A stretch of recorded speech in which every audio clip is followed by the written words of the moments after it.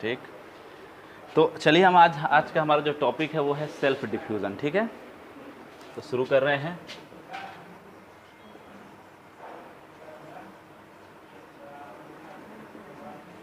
Self diffusion. तो सबसे पहले देखिए डिफ्यूज़न क्या होता है। किसी गैस में डिफ्यूज़न को यदि हमको समझना है तो आइए हम थोड़ा सा देखते हैं। विद्यार्थी, हमारे पास एक कंटेनर है और इस कंटेनर में हमने, ये हमारे पास एक कंटेनर है, उस कंटेनर को मैंने दो भागों में बांट दिया है। ठीक है, और दो भागों में जब मैंने इसको बांटा है तो बीच मतलब मैंने इसमें बीच में एक सेपरेशन लगा दिया है, इसको सेपरेट कर दिया है दो अलग अलग भागों में। ठीक है, एक जो भाग है इसका, जैसे लेफ्ट साइड का जो भाग है उसमें हमने गैस मॉलिक्यूल को भर दिया है, कोई दिक्कत समझ में आ रहा है। और राइट साइड जो है हमारा, इसको हम लोगों ने क्या किया है कि ये पूरी तरह से एम्प्टी है, खाली है। ठीक है, और यहाँ पर हमने यहाँ पर हमारा एक टनल है और इस टनल को यदि हम खोल देंगे, यहाँ पर टनल का ये गियर है, यदि हम इस टनल को खोल देंगे तो गैस जो है वो लेफ्ट साइड से किधर चली जाएगी, राइट साइड से जाने लगेगी। ओके, ये पूरी तरह एम्प्टी है, खाली है और ये पूरी तरह भरा हुआ है। जैसे हम इस टनल को खोलते हैं क्या होगा, गैस जो होगी वो इस टनल से निकलकर और राइट साइड में लीक होना शुरू हो जाएगी। तो लीक होना जो शुरू होगी तो इस घटना को हम लोग कहते हैं डिफ्यूज़न। ओके, तो ये डिफ्यूज़न क्यों हो रहा है, क्या होगा, कुछ समय बाद इक्विलिब्रियम आ जाएगा और इक्विलिब्रियम आने पर क्या होगा, गैस के जो मॉलिक्यूल्स हैं दोनों भागों में एक समान रूप से वितरित हो जाएंगे, यही ना होगा। तो ये डिफ्यूज़न, अगर ये गैस जो है इस टनल से तब तक लेफ्ट साइड से राइट साइड जाते रहेंगे जब तक दोनों साइड का जो कॉन्सेंट्रेशन है, गैस का कॉन्सेंट्रेशन समझते हैं, सांद्रता मतलब नंबर ऑफ यूनिट वॉल्यूम में मॉलिक्यूल की संख्या, अगर कॉन्सेंट्रेशन जब तक बराबर नहीं होता है तब तक ये गैस का क्या होगा, डिफ्यूज़न होता रहेगा। अगर ये देखिएगा, अगर आप इसको प्रैक्टिकली करके देखेंगी तो आप देखिएगा कि जब ये पूरी तरह से राइट साइड एम्प्टी है तो गैस का डिफ्यूज़न जो है वो तेज़ी से होगा, इस टनल से गैस तेज़ी से राइट साइड में जाएंगे। लेकिन क्या होगा कि यह जो रेट है गैस के डिफ्यूज़न होने का जो रेट है वो धीरे धीरे क्या होगा, घटता चला जाएगा, क्योंकि राइट साइड में कॉन्सेंट्रेशन क्या हो रहा है, बढ़ रहा है। और जब लेफ्ट साइड और राइट साइड का मॉलिक्यूलर कॉन्सेंट्रेशन समझ रही हैं, मतलब अणुओं की संख्या इकाई आयतन में बराबर हो जाएंगी तो किसी प्रकार का अब डिफ्यूज़न नहीं होगा। अब राइट से लेफ्ट या लेफ्ट से राइट किसी प्रकार का मॉलिक्यूल्स का आना जाना बंद हो जाएगा। ओके, तो ऐसी घटना को हम लोग कहते हैं डिफ्यूज़न। और यह जो डिफ्यूज़न हो रहा है बिना किसी एक्सटर्नल एजेंट के हो रहा है, ये केवल कॉन्सेंट्रेशन के वेरिएशन के कारण पैदा हो रहा है। तो इसको हम लोग कहते हैं सेल्फ डिफ्यूज़न, क्योंकि ये अपने आप हो रहा है। अब जैसे एग्जांपल के तौर पर मान लेते हैं कि हमारे पास से सेंट की शीशी है, आप लोग सेंट की शीशी से परिचित होंगे। ठीक है, ये सेंट की शीशी है और इसके अंदर सेंट भरा हुआ है। तो आप क्या करते हैं कि आप इस शीशी को इसलिए खरीदते हैं क्योंकि आप सेंट लगा सकें, और सेंट लगाने के लिए क्या करना होता है, आप इस शीशी के ऊपर वाले भाग पर जो इसके जो नोज़ल होते हैं इस पर आप प्रेस करती हैं। तो जैसे ही आप इस पर प्रेस करती हैं क्या होता है, ये सेंट जो हैं स्प्रे होते हैं बाहर, और मतलब इनका डिफ्यूज़न होने लगता है, वो इस हायर कॉन्सेंट्रेशन से इन्वायरमेंट में मतलब लोअर कॉन्सेंट्रेशन में पहुंचने लगते हैं। तो सेल्फ, यहाँ पर जो डिफ्यूज़न हुआ वो सेल्फ डिफ्यूज़न नहीं हुआ, क्योंकि इसको किया गया है, एक एक्सटर्नल हमने एजेंट लगाया, और वो एजेंट क्या है, मैं खुद हूँ, मैंने नोजल को क्या किया, प्रेस किया, मतलब हमने एक एक्सटर्नल प्रेशर जनरेट किया जिससे क्या हो सके, डिफ्यूज़न हो सके। तो इसको हम लोग डिफ्यूज़न कहते हैं। लेकिन अगर ये डिफ्यूज़न अपने आप होता है, मतलब कॉन्सेंट्रेशन के डिफरेंस के कारण होता है, हायर कॉन्सेंट्रेशन से लोअर कॉन्सेंट्रेशन की ओर गैस मॉलिक्यूल्स के मोशन कारण होता है, तो इसको हम लोग बोलते हैं सेल्फ डिफ्यूज़न। कोई दिक्कत? तो सेल्फ डिफ्यूज़न की परिभाषा क्या है? परिभाषा है कि transport of mass from a region of higher concentration to the lower concentration is called self diffusion. और यह सेल्फ डिफ्यूज़न जो होता है, इसका जो उद्देश्य होता है, इसका जो लक्ष्य होता है वो ये होता है कि इक्विलिब्रियम ला सके। क्या लाए? इक्विलिब्रियम लाए। जब इक्विलिब्रियम आ जाएगा तो ये डिफ्यूज़न होना बंद हो जाएगा। कोई दिक्कत, कोई प्रॉब्लम? तो ये अब सवाल ये कि डिफ्यूज़न क्यों हुआ? ये डिफ्यूज़न इसलिए होता है क्योंकि कॉन्सेंट्रेशन में क्या होता है, कॉन्सेंट्रेशन में डिफरेंस होता है, ठीक है।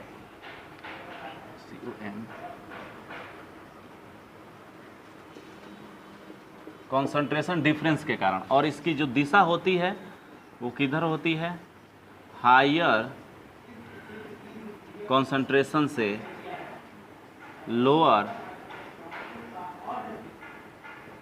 कॉन्सेंट्रेशन की ओर होती है।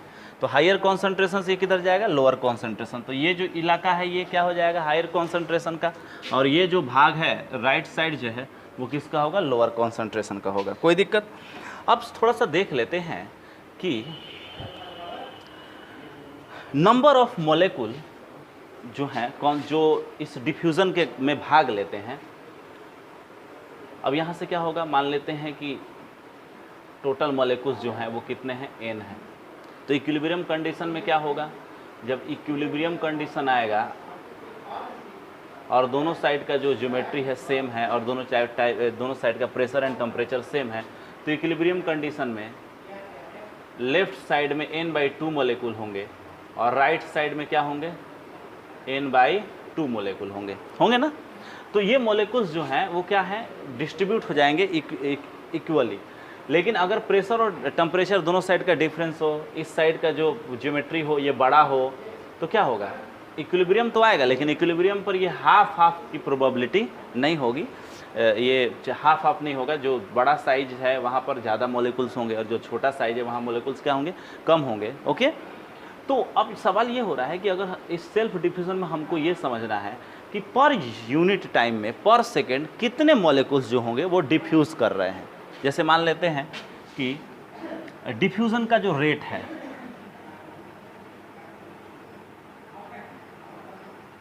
डिफ्यूजन का जो रेट होता है वो क्या बताता है, वो हमें बताता है ΔN/ΔT। समय के रिस्पेक्ट में कितने मॉलिक्यूल्स जो हैं वो डिफ्यूज़ कर रहे हैं। जैसे जब शुरू में आप देखिएगा तो यहाँ कॉन्सेंट्रेशन, यहाँ हायर कॉन्सेंट्रेशन है और यहाँ पर इम्पिटी है तो एकदम लोअर कॉन्सेंट्रेशन है, तो क्या होगा, डिफ्यूजन का रेट अधिक होगा। एक निश्चित समय में ज़्यादा से ज़्यादा मॉलिक्यूल्स क्या होंगे, डिफ्यूज़ करेंगे, राइट से लेफ्ट से राइट की ओर जाएंगे। लेकिन जैसे ही क्या होगा, इक्विलिब्रियम की ओर आप अप्रोच करेंगे, जब इक्विलिब्रियम आना शुरू हो जाएगा तो क्या होगा, डिफ्यूजन का रेट घटता चला जाएगा और अंततः डिफ्यूजन का जो रेट होगा वो कितना हो जाएगा, 0 हो जाएगा। तो इस डिफ्यूजन के रेट को हम लोग डिनोट कर रहे हैं ND द्वारा, और ये रियल में क्या है, ΔN/ΔT है। तो डिफ्यूजन का जो रेट है वो ΔN/ΔT है और इसको हम लोग डिनोट कर रहे हैं ND से।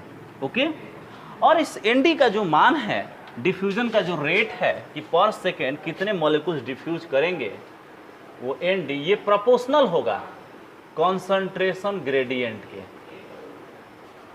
अब आप कहेंगे कि सर dN/dz आपने कैसे लिख दिया है ना। अब थोड़ा सा गौर करते हैं, अगर इस कोऑर्डिनेट को आप z एक्सिस मान ले रहे हैं तो क्या है कि इस वाले भाग में हायर कॉन्सेंट्रेशन, इस वाले भाग में लोअर कॉन्सेंट्रेशन है। तो अगर जैसे ही आप z डायरेक्शन में जा रहे हैं तो मॉलिक्यूल्स की संख्या क्या हो रही है, घटती चली जा रही है। हायर कॉन्सेंट्रेशन में अधिक मॉलिक्यूल्स है, लोअर कॉन्सेंट्रेशन में कम मॉलिक्यूल्स हैं।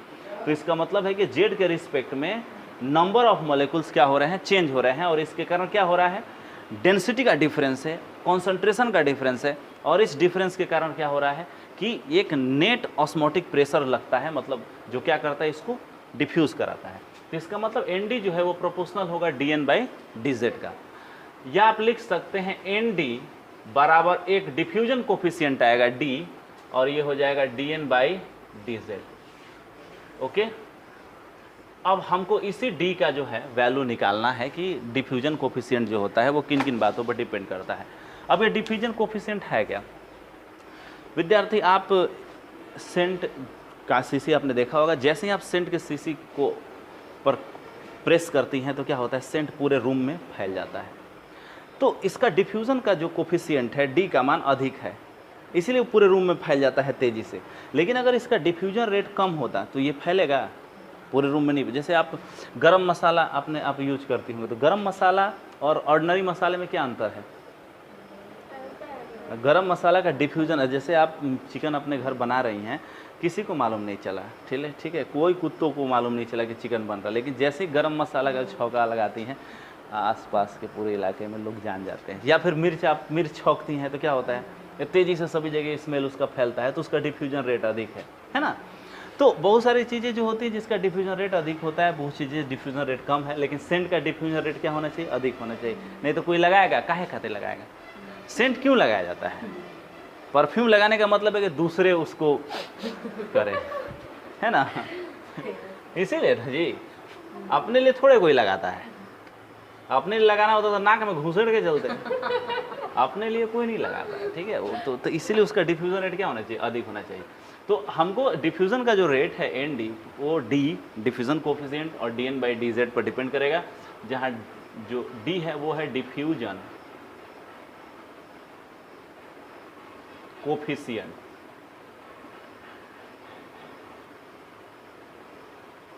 और D N by D Z जो है वो है कॉन्सेंट्रेशन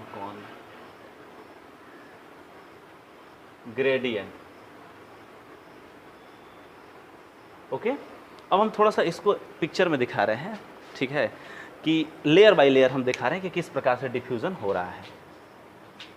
तो चलिए, ये है टॉप लेयर,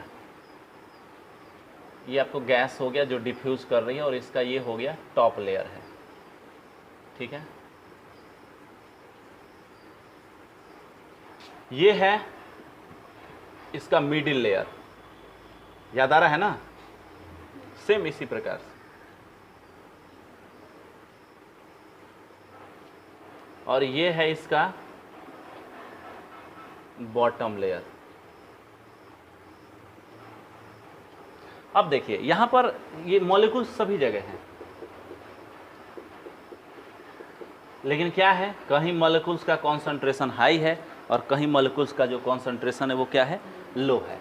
तो ये जो यहाँ पर हम मॉलिक्यूल का जो कॉन्सेंट्रेशन है उसको लो मान रहे हैं, और ये है n minus D N by D Z into lambda. समझ में आया ये मैंने कैसे लिख दिया? याद आ रहा है? मिडिल लेयर पर कॉन्सेंट्रेशन कितना है? n है, और टॉप लेयर पर कॉन्सेंट्रेशन जो है, कॉन्सेंट्रेशन मतलब यूनिट वॉल्यूम में मॉलिक्यूल्स की संख्या, n plus D N by D Z into lambda. कोई दिक्कत? तो ये देखिए, ये हो गया आपको हायर कॉन्सेंट्रेशन और ये हो गया आपको लोअर कॉन्सेंट्रेशन, और मॉलिक्यूल्स का जो मोशन होगा वो हायर कॉन्सेंट्रेशन से किधर होगा? लोअर कॉन्सेंट्रेशन की ओर होगा। ओके, और ये डिपेंड करेगा कि कॉन्सेंट्रेशन में डिफरेंस कितना है। ज़्यादा कॉन्सेंट्रेशन में डिफरेंस होगा उतना ही ज़्यादा आपको डिफ्यूज़न होगा। अगर डिफरेंस कम होगा तो डिफ्यूज़न भी क्या हो जाएगा? कम हो जाएगा। ओके, तो चलिए हम थोड़ा सा देखते हैं कि टॉप लेवल से कितने मॉलिक्यूल्स आ रहे हैं और बॉटम लेवल से कितने मॉलिक्यूल्स आ रहे हैं, और मिडिल लेवल पर हम देख रहे हैं कि नेट हमारे पास जो डिफ्यूज़न हो रहा है मॉलिक्यूल्स का वो कितना हो रहा है। ठीक है, तो चलिए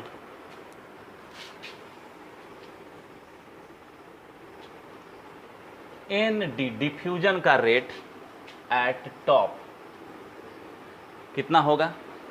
सबसे पहले मॉलिक्यूल्स कितने आएंगे, प्रोबेबिलिटी कितनी है, कितने मॉलिक्यूल्स के नीचे उतरने की प्रोबेबिलिटी है जेड डायरेक्शन में।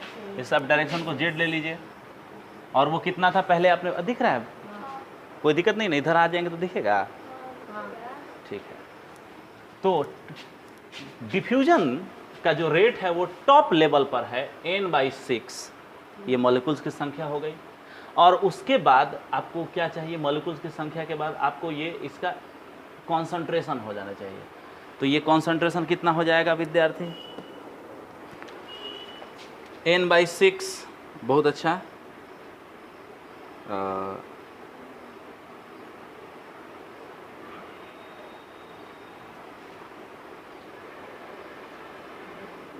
ये हो जाएगा, सॉरी n/6 नहीं, v/6 into n plus dn/dz into lambda. Okay, अब आप कहेंगे सर n/6 आपने क्यों नहीं लिया? तो n यहाँ तो खुद n ही है ना, यही ना n है, यहाँ तो हमने n ले लिया है ना, ध्यान दीजिएगा, ये n है, ये अणुओं की संख्या हमने यहाँ ले ली है कॉन्सेंट्रेशन में। तो दोबारा यहाँ n का है लिखेंगे? हम नहीं लिखेंगे, क्योंकि यहाँ हमने अणुओं की संख्या खुद ले ली है। तो यही हमारा अणुओं का देखिए n प्लस dn/dz क्या है? n है मिडिल लेवल पर अणुओं का कॉन्सेंट्रेशन, और dn/dz इंटू लेमडा है जो इंक्रीज कर रहा है z डायरेक्शन में चलने पर। और ये जो डिस्टेंस है एक लेयर से दूसरे लेयर के बीच में वो मीन फ्री पाथ के बराबर होता है। तो इसका मतलब है कि n plus D N by D Z into lambda जो है वो यहाँ पर कॉन्सेंट्रेशन का मान है, और कॉन्सेंट्रेशन का मतलब ही होता है नंबर ऑफ मोलिकुल्स। तो इसका मतलब है कि दोबारा n लेने की जरूरत नहीं है।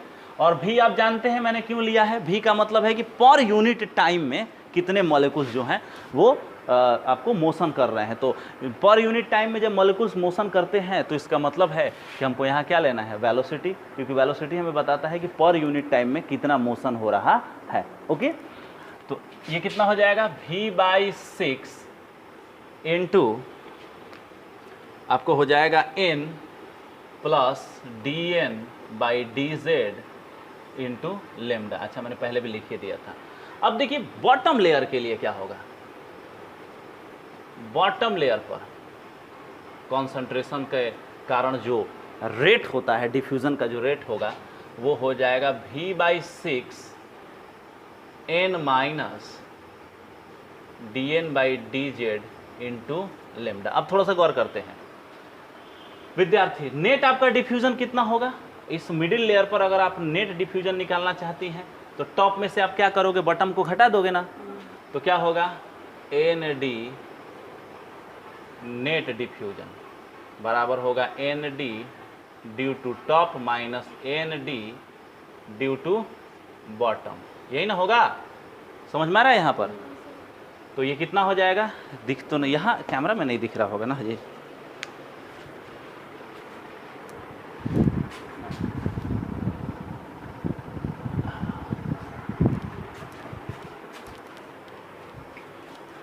दिक्कत है, हम समझ रहे हैं, ठीक है आप लोगों को, क्योंकि पढ़ाई छूट गई है ना 3-4 महीने। दिख रहा है, ठीक है, बोल दीजिएगा नहीं रहेगा तो कितना हो जाएगा, v/6 n plus D N by D Z lambda. और देखिए यहाँ माइनस लगा देते हैं तो यहाँ हो जाएगा n plus D N by D Z into lambda. आपको नहीं लग रहा है कि एकदम सेम कैलकुलेशन चल रहा है ना, कैलकुलेशन में कोई अंतर नहीं लग रहा है कि जैसे 3 हम थ्योरी जो पढ़े वो तीनों एक ही जैसे थ्योरी है। कितना हो जाएगा, v/6 D N by D Z into lambda, और एगो हेजा है एगो हेजा है, तो कितना हो जाएगा, 2 हो जाएगा, और ये कट जाएगा, और ये कितना होगा 1/3, हाँ sorry, v/3 D N by D Z into कितना हो जाएगा, लेमडा हो जाएगा। ओके, अब देखिए, चलिए बहुत अच्छा। तो ये किसका मान हो गया, ये हो गया विद्यार्थी डिफ्यूजन रेट का, एनडी का मान हो गया, v लेमडा बाई 3 इंटू इसको लिख सकते हैं D N by D Z. अब इसका कंपेरिजन करते हैं, किससे कंपेरिजन, यहाँ से देख रहे हैं, यहाँ से इसका कंपेरिजन कीजिए। एन डी बराबर D into D N by D Z है, और एन डी बराबर V lambda by 3 into D N by D Z है। तो इसलिए क्या हो जाएगा, इसलिए डी इक्वल टू हो जाएगा भी लेमडा बटा 3, और ये किसका मान हो गया, ये आपको हो गया डिफ्यूजन कोफिशिएंट का मान। तो डिफ्यूजन कोफिशिएंट डी बराबर होता है 1/3 भी into lambda. This is called diffusion coefficient, this is called diffusion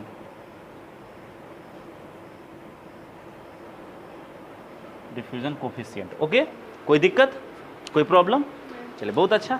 अब हम यहाँ पर मिटाकर इसको आगे बढ़ा रहे हैं, देख रहे हैं कि और इसको हम तोड़ रहे हैं, क्योंकि हमको ये देखना है कि इस पर टेम्परेचर का क्या प्रभाव होता है ना, प्रेशर का क्या प्रभाव होता है, या अन्य राशियों का क्या प्रभाव होता है। तो कैमरा को हम थोड़ा घुमा देते हैं, हाँ आ रहा है, ठीक, बहुत अच्छा। हाँ आप लोग के सहेलियों के लिए हो गया ना, मान लीजिए नहीं आ रही है तो हमको भी पढ़ाना है, ठीक है। अब देखिए थोड़ा सा विद्यार्थी, हमारे पास आया diffusion coefficient D equal to V lambda बटा कितना आया हो 3 आया। अब देखिए लेमडा का मान रख रहे हैं, लेमडा बराबर कितना होता है के टी बाटा √2 sigma square pi into sigma square और इंटू प्रेशर P होता है। ये फार्मूला याद है मैक्सवेल वाला। अब इसको ले जाकर पुट कर रहे हैं, इसलिए D बराबर होगा V इंटू KT बटा √2 pi sigma square into P। कोई दिक्कत यहाँ तक? बहुत अच्छा। अब देखिए मैक्सवेल वेलोसिटी VELOCITY डिस्ट्रीब्यूशन ला, हाँ सॉरी थ्री को छोड़ना नहीं है, ठीक है, थ्री लेते चलिए। तो मैक्सवेल के वेलोसिटी डिस्ट्रीब्यूशन ला से हम थोड़ा सा देख रहे हैं कि डिफ्यूजन करने के वक्त मॉलिक्यूल्स की जो वेलोसिटी होती है वो क्या होती है। तो यहाँ पर गौर करते हैं कि D बराबर, यहाँ पर देखिए D बराबर V KT 3√2 pi sigma square into P, और V जो है वो है ब्राउनियन मोशन के कारण इसकी ड्रिफ्ट वेलोसिटी। और ड्रिफ्ट वेलोसिटी आप जानते हैं कि वो टेम्परेचर का फलन होती है from kinetic theory of gases. Kinetic theory of gases कहती है कि किसी भी गैस में टेम्परेचर का जो एग्जिस्टेंस होता है वो उसके मॉलिक्यूल्स के मोशन के कारण होता है। अगर ये मोशन मतलब इसकी ड्रिफ्ट वेलोसिटी या मोशन बढ़ते हैं तो इसका मतलब है कि टेम्परेचर बढ़ रहा है। जैसे आपके पास कोई कंटेनर है और उसमें आप पानी रख दीजिए, आप उसके टेम्परेचर को बढ़ाइए, क्या होगा? खोलना शुरू हो जाएगा। खोलने का मतलब क्या है कि उसके अणुओं की गतिज ऊर्जा बढ़ गई है, मतलब उसके अणु के जो ब्राउनियन मोशन है वो क्या हो गया? बढ़ गया है। और ये जब बहुत ज़्यादा बढ़ जाता है तो वो क्या होता है कि वाटर लिक्विड जो वाटर सरफेस है उसके पोटेंशियल्स को तोड़कर बाहर निकल जाता है, और बाहर निकल कर वो क्या होता है? वेपोरेट हो जाता है। तो इसका मतलब है कि V जो है वो टेम्परेचर का फलन होगा। और मैक्सवेल वेलोसिटी डिस्ट्रीब्यूशन ला ने ये बताया कि इसका मान जो होता है V वो होता है 8 KT बटा pi into M। Okay, 8 KT बटा पाई इंटू M। अब ये कहेंगे कि सर ये कौन सी वेलोसिटी है, ये V कौन सी वेलोसिटी है? तो ये आपको एवरेज वेलोसिटी हो गई। किसी गैस मॉलिक्यूल्स की जो एवरेज वेलोसिटी होती है वो आपको V बराबर √8 KT बटा कितना हो गया? पाई M हो गया। अब हम इसको उठाकर क्या करेंगे? यहाँ डिफ्यूज़न वाले कोफिशिएंट में रख देंगे। तो D बराबर हो जाएगा √8 KT by pi M into KT बटा 3√2 pi sigma square into pressure कितना हो गया? P हो गया। ओके, तो अब चलिए हम देखते हैं कि आगे जब हमने इस मान को रख दिया और उसके बाद जब हम इसको कटा रहे हैं तो क्या क्या हमको मिलेगा। तो कटेगा, हाँ मतलब कटेगा तो नहीं, बहुत सारी चीज़ें तो हैं इसमें। तो सबसे पहले टेम्परेचर के इफेक्ट को देख लेते हैं, प्रेशर के और टेम्परेचर के इफेक्ट को देते हैं। ये पूरा फार्मूला हो गया, आप इसको बॉक्स में कर सकती हैं। ये हो जाएगा रूट अंडर इधर 2 है, रूट अंडर किधर है? 8 है ना। तो ये हो जाएगा आपको √8 बटा 2 हो जाएगा, और 1/3 तो पहले से बाहर है, ठीक है विद्यार्थी। ये रूट अंडर पाई है और यहाँ पर क्या है? पाई है, तो ये भी तो बटा में ही है ना। तो ये कितना हो जाएगा? पाई का पावर 3/2 हो जाएगा, ठीक है। तो हो जाएगा, हाँ, पाई टू पावर 3/2। सिग्मा स्क्वायर जस का तस और प्रेशर जस का तस। बोल्ट्जमान कांस्टेंट K का पावर 3/2 और टेम्परेचर ध्यान दीजिएगा ये रूट में है यहाँ पर, और यहाँ पर टेम्परेचर रूट में नहीं है, तो T टू पावर भी कितना हो जाएगा? 3/2। ओके, अब देखिए एकदम सीधा सीधी आपको सभी पर डिपेंडेंट्स जो किस किस क्वांटिटी पे ये डिपेंड करता है वो मिल गया। बोल्ट्जमान कांस्टेंट ये तो एक कांस्टेंट है, तो इस पर तो कोई डिपेंडेंट मिलता नहीं है, एक टर्म है जो इस समीकरण को संतुलित करने के लिए आया है। तो डी डिफ्यूजन जो है, ठीक है, वो इन्वर्सली प्रोपोर्शनल है 1/σ²। इसका मतलब है कि सिग्मा का मतलब क्या होता है? सिग्मा क्या है? आप घर पर जाकर पढ़ी होंगे तो सिग्मा आपको याद है, ये डायमीटर है, मॉलिक्यूल्स का डायमीटर है, अणु का व्यास। तो सिग्मा जितना ही कम होगा उतना ही ज़्यादा डिफ्यूजन होगा। हाँ वो कट जाएगा, वो कट जाएगा। आप इसको 4 कर देंगे और बाहर निकाल देंगे 2 हो जाएगा, तो 2/3 यही ना। चलिए बहुत अच्छा, 2/3।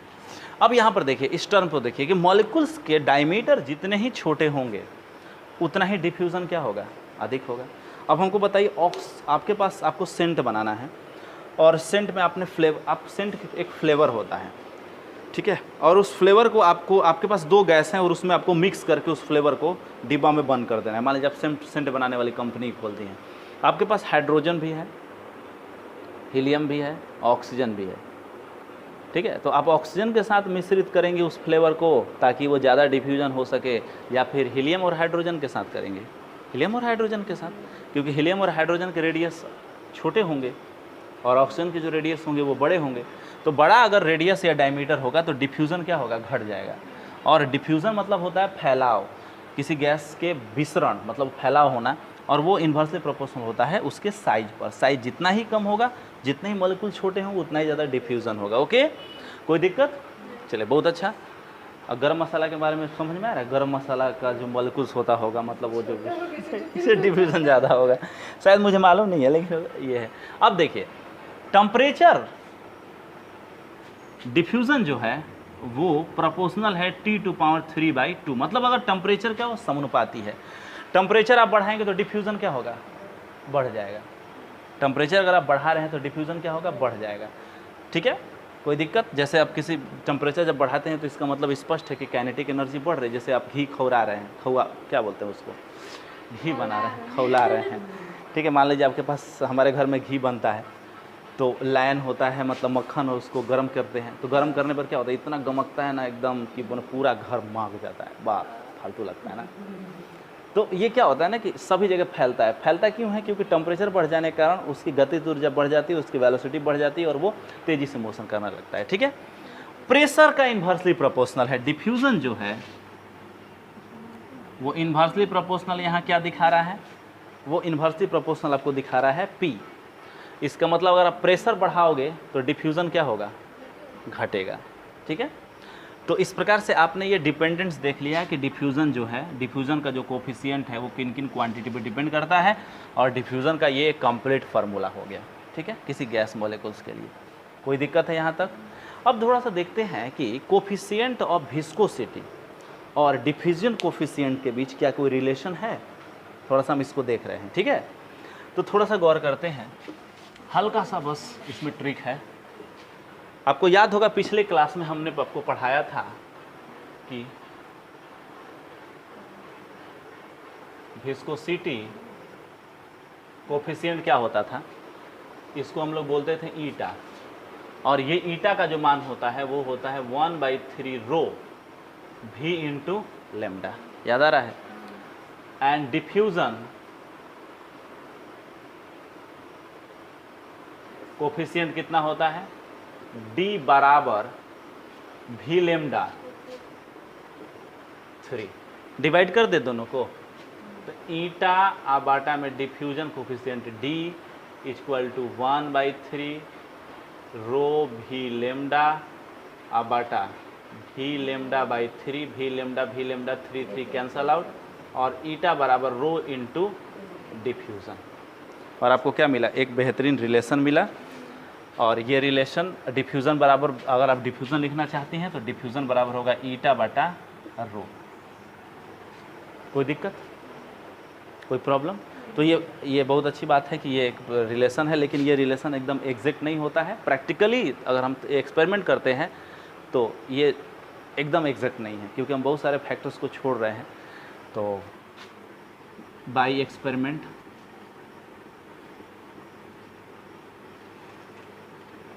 d बराबर होता है, यहाँ f प्राइम एक हम क्वांटिटी ले रहे हैं जो कि एक मैथमेटिकल क्वांटिटी, एक नंबर है, और n बटा rho where f prime equal to आपको होता है 1.4 के बराबर, लगभग इसके बराबर होता है।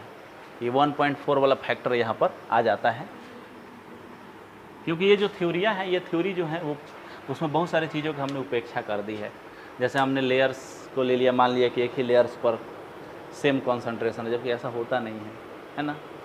और जब हम लेयर बांट रहे हैं तो ये अपने मन से बांट रहे हैं हम लेयर को, ठीक है। तो कई सारे इसमें डिफ़ॉल्ट होते हैं, लेकिन तब भी ये अप्रॉक्सीमेटली करेक्ट थ्योरी है।